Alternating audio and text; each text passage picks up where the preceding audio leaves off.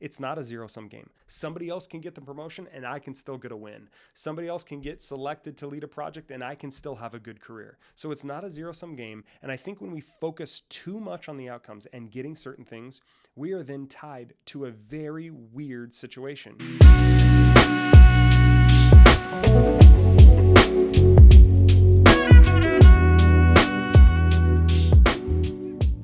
The best way to compete at work is to not compete at all.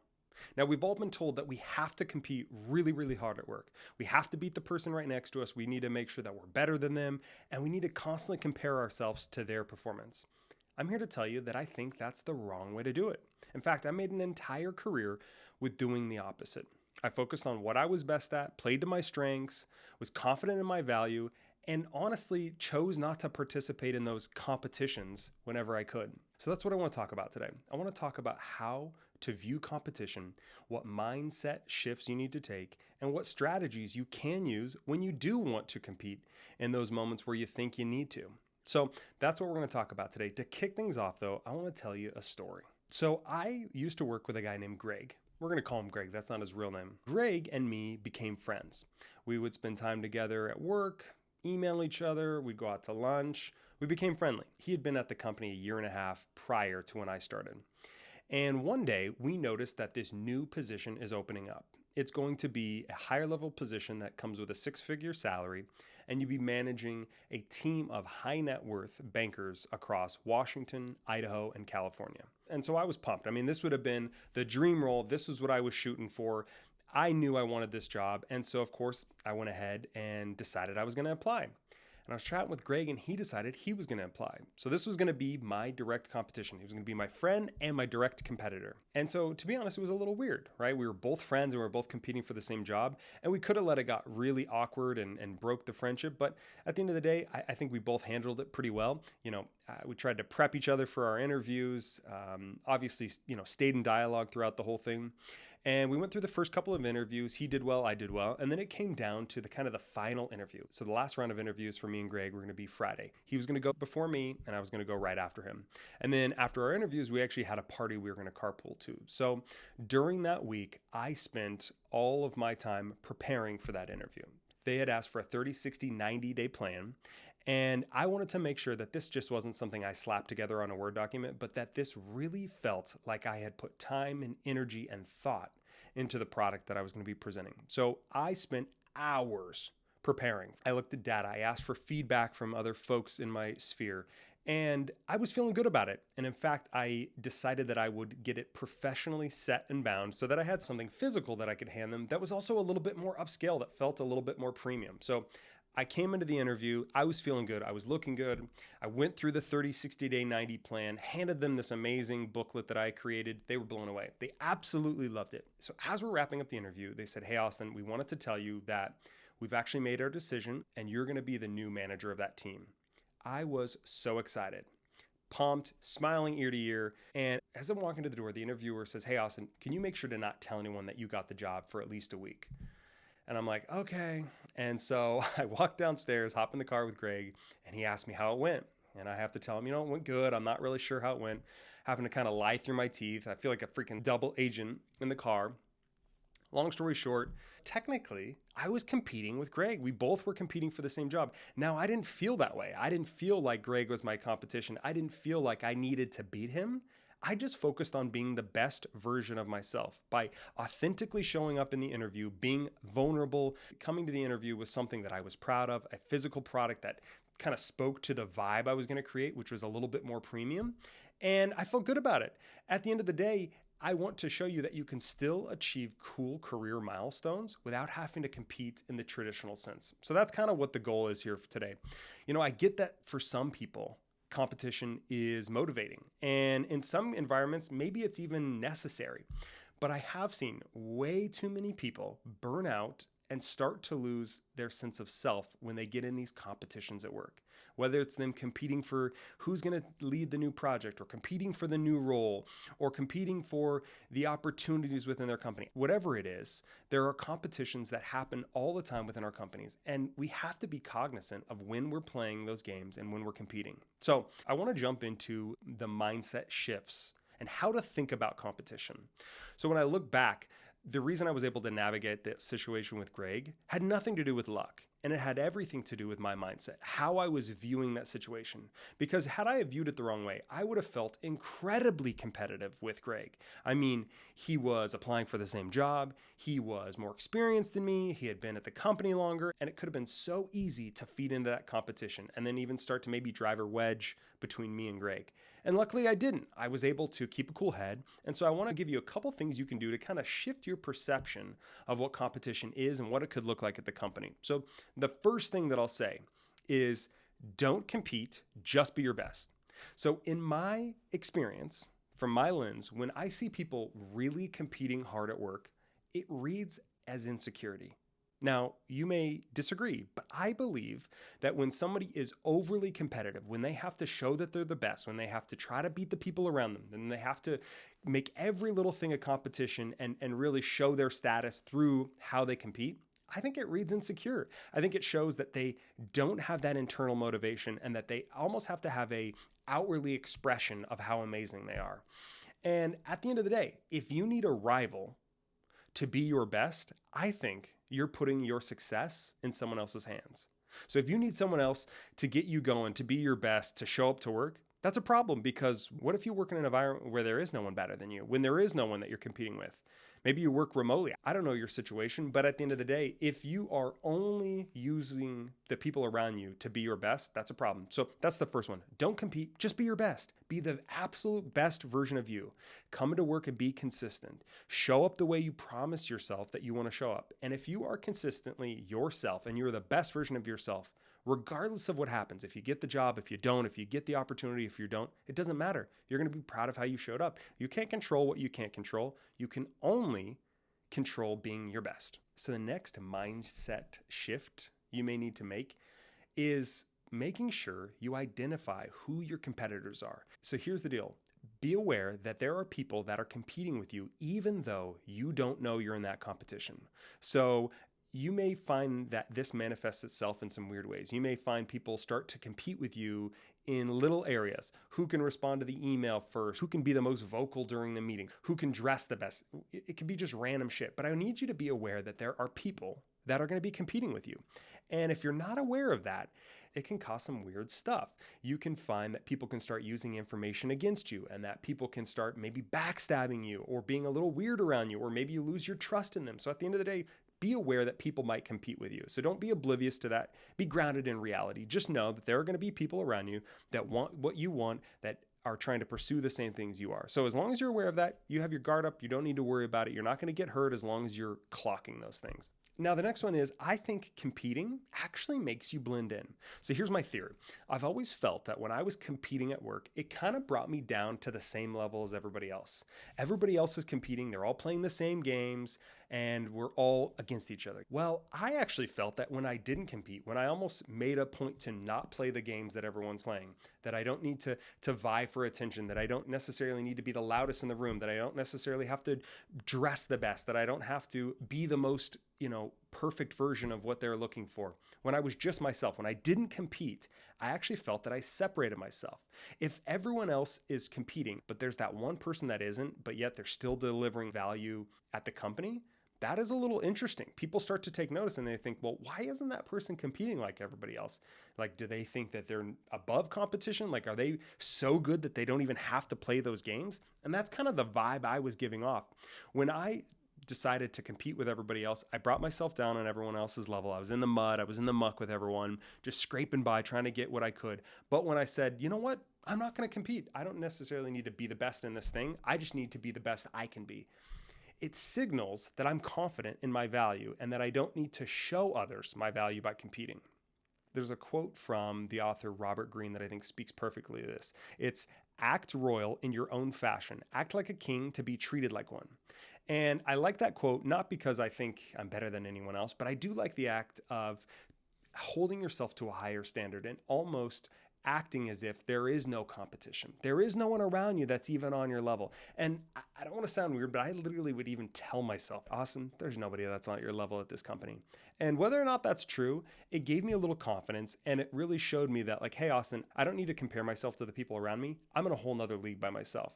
Now, I think the last mindset shift we really need to make when we think of competition is learning from those ahead of you. So it can be so easy to look at the people around you and think, oh my gosh, she is so amazing. How does she do that? She shows up to these meetings, everybody listens to her.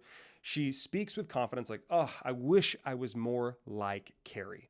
And I could start to get envious of Carrie. Or I could say, okay, well, what's Carrie doing well? What could I learn from Carrie? And I really think that's been a key for me. There was only one person in my entire career that I really competed with. And in fact, I even had him on the podcast. Matt Holmes was somebody that I competed with back in the mid 2000s. He was a branch manager. I was a branch manager. And I thought this guy was the shit. I mean, he knew his stuff. People loved him. He could communicate with passion. He came into meetings and showed up like an absolute boss.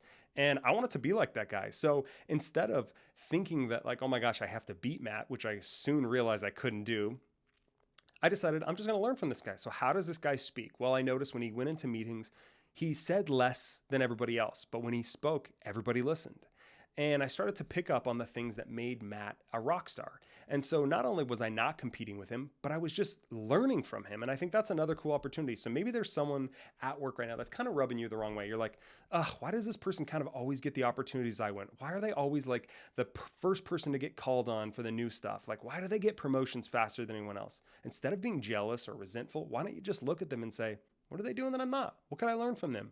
What do they have that everyone else wishes they had? Those are the kind of things that I would be doing. I would be trying to learn from my competitors instead of trying to actually compete with them, because you get a free education when you learn from the people around you. So why not use it? So if you only change the way you think about competition, but you never actually take any action, you're probably not going to move ahead in your career, because at the end of the day, we working in a company that has its own set of rules and guidelines and hidden agendas. And so we need to be aware of those things. So what I want to do now is transition and talk about some of the strategies. So these are some of the strategies you can use to compete when you need to, but really just the strategies to separate yourself without having to compete. That's what this section's all about. So I want to give you 5 or 6 things that you can do that will immediately separate you from your competition. So the first one is stand out by owning your strength zone. So I recorded an episode called Strength Zone a couple of years ago, and it talks all about how to find out your strength zone. What is your strength zone? It's the intersection of what you enjoy doing, what you're good at, and what people actually need. You've probably heard the Japanese philosophy, Ikigai, very similar. So finding out your strength zone is the key. So if you can just own your strength zone and milk the shit out of that, you are going to immediately separate yourself. And when it comes to your strength zone, there is no overdoing it. In fact, I want you to practice it every day. I want you to use it. I want you to refine it. I want you to ask for feedback. I want you to stay in your strength zone. If you're asked to do something outside of your strength zone, try to delegate it, give it to somebody else. Do your very best to focus on only the stuff that you're good at. And it shows people your value and that you're comfortable leaning into it. The next strategy when it comes to competition is pretty easy, and it's prepare more than anyone. I talked about how I prepared for that interview and the time I invested in that, but I want to tell you what preparation can do. So you've probably read books about it or watched podcasts, but preparation for me is the game changer. It's the key to everything. When I am spending more time preparing, I know the information.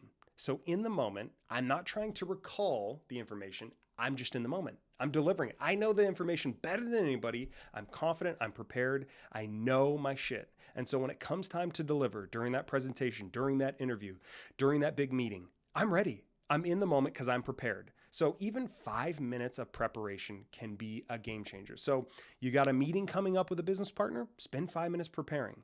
Do you have an all hands call? Well, spend a couple of minutes coming up with a couple of questions or a couple of comments you can make. Maybe you have an interview. Make sure you're preparing, right? These are just the non-negotiables that you have to be doing, because your competitors, the people that you're playing in the same game with, are preparing as well. So if you're not spending time preparing, what are you doing? You're wasting opportunities. So prepare more than you need to. Don't take it for granted, even if it's little things that you've been exposed to in the past. I still would recommend preparing. I'll give you an example. So even if it's like a one-on-one, right? You've done one-on-ones with your team before, but prepare. What are some things you can ask your team? What are they struggling with? What are some cool books that you could recommend to your employee? Like, think of some things that you can do to prepare. I'm telling you, when you prepare, you are more confident, you show up better, and it allows you to separate yourself. The next one is don't talk about competition. So here's what I think junior people do at work. They talk about their competition. Oh my gosh, did you hear what Susie was doing last week? She got that new job. Oh my gosh, did you hear about Terry? Terry is going to probably get selected to be the new project leader. And they're just going around talking about their competition. For me, when I hear someone else talking about their competition in a way like that, immediately I think, oh, you're junior. Yeah, you're junior. You're talking about your competition. They scare you. You're worried about them. That's why you're talking about them. Now, if you're not talking about your competition and you're just showing up, putting up results and focusing on that, you're signaling to others, you ain't worried about the competition. You ain't worried about it. There's nothing that you're worried about. You've got it. You're worried only about what you are bringing to the table. And I think that's a really important thing to think about is why are we talking about competition so much? What's the reason we keep talking about the competitors around us, the people that we're vying for the same jobs for, the same opportunities? Why is that? And I think even if you want to talk a little crap about your competition, just don't do it. I mean, God forbid somebody hears you and then, gosh, where does that go from there, right? Don't talk about your competition, just be about your results. That's the key there. I want to transition slightly and talk about another strategy that you need to keep in mind, which is figure out what games you're going to play. So at work, there are hidden games at play in every organization. Maybe it's people tracking who's going to spend the most time in the office, who's working the most hours, who's setting the most meetings, who's joining the most happy hours, who dresses the best. There's all these hidden games that are at play. And sometimes we need to play those games in order to get ahead. But I would caution you and say, don't just unknowingly participate in the games or the agendas that are happening in your company without actually making the decision to participate. So if you just find yourself, oh my gosh, I have to stay till 7 every night so that people know that I'm a hard worker. Well, why are you doing that? Why are you choosing to play that game? What if you just clocked out at 5? You put in a good day's work and you just knew and were confident in your value and what you delivered that day. So the reason I say that is there are these games that will suck you in and you'll get tempted to play the politics game and play these, vanity games in order to look good, to stand out. But in my opinion, when we play those and we don't make the choice to play them and we just automatically think we have to, well, we're kind of acting short-sighted because you don't have to play those games to get ahead. At the end of the day, figure out what your senior leaders actually want and need. And then when you want, choose to strategically play in those games. Don't play them every single time. Don't do it unknowingly. And don't think you have to play them in order to get ahead. But be comfortable choosing to play the game when you need to. So I think the next one is maybe a little counterintuitive, but it's help your competitors and watch as it raises your stock. So it's weird. When we decide to help our competitors, the people that we're competing for, the same opportunities, the same jobs, the same situations, if we proactively find ways to help them, what do you think that does? Well, number one, it probably disarms our competition a little bit. But number two, it shows to everybody else that we are so confident in our value that we can give help and give away resources to other people, and we're not worried about it. And it also shows to other people that we can collaborate and that we're gracious and that we're humble. It just signals a lot of power moves when we are confident enough to help our competitors. So if there's someone else that's going for the same job, there's someone else that are, looking for the same opportunities, that are trying to get selected to do that big thing, what if you helped them? What if instead of talking shit about them or trying your best to beat them or find their weaknesses, what if you tried to lift them up and you try to make them better? What would happen? Well, my guess is things are going to turn out better for them and things are going to turn out better for you. Your stock is going to go up because it's going to show to other people. This guy understands it's not a zero-sum game. This guy knows that he can help others and still win. And so that's the key there. I want to transition and wrap up with the last strategy, which is don't only focus on outcomes. So competition seems to make us think that it's a zero-sum game, right? We believe that if our competition gets something, we don't get that. If someone else gets a win, we don't.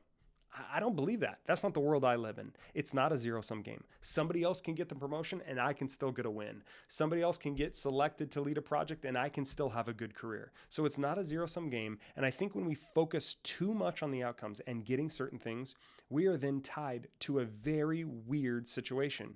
We are then putting ourselves in a very unhealthy headspace because if things don't go well, our identity, our value, our worth is tied to those things. And then we feel like we have no value and that we're not worth anything and that we are a piece of crap. But instead, if we say, hey, I want this outcome, this would be awesome, I'm going to work towards it. But if it doesn't happen, I know something better is on the way. And when we give it up to the universe, we give it up to God, we trust the process, we're confident in our value, we don't need to worry about the outcomes. Everything is working out for us. And just because you think that outcome, that new job, that new opportunity is the only thing that matters and that's what you want, well, you may be wrong. Maybe there's something that's much better that's coming a couple of months down the line. Or maybe if you had gotten that job, things wouldn't go well and there'd be downsizing. You never know what's at play. And so I think focusing too much on the outcomes and tying your value or your worth to those things is a big mistake. Instead, just focus on the process. Focus on being the best version of yourself. Everything is going to work out the way it needs to. So I hope you learned a couple of good things about how to make the shift in your mind around competition, how to see it as what it is, an opportunity for you to be the best version of yourself, help the people around you, and yet still get the things that you want in your career. I also hope that some of those strategies were helpful, that you understand that outcomes are, yes, they're important, but they're not everything. And also that there are games at play that we don't have to participate in and that we can choose to participate in when we want to. So I want to wrap up and give you a challenge. So this week, I want you to identify one needless, unnecessary game that you're playing. Is there some sort of vanity game that's being played? Who works the hardest? Who shows up to the most meetings? If there's some game that you're unaware you've been playing, I want you to take stock in that. I want you to quit playing that game. You don't have to compete with everybody. You can just compete with yourself. Be the best version of yourself. I promise you, you will carve out an amazing career. You will feel better than the people around you, and you'll be able to avoid burnout. So I want to say thank you so much for listening. Make it a great day.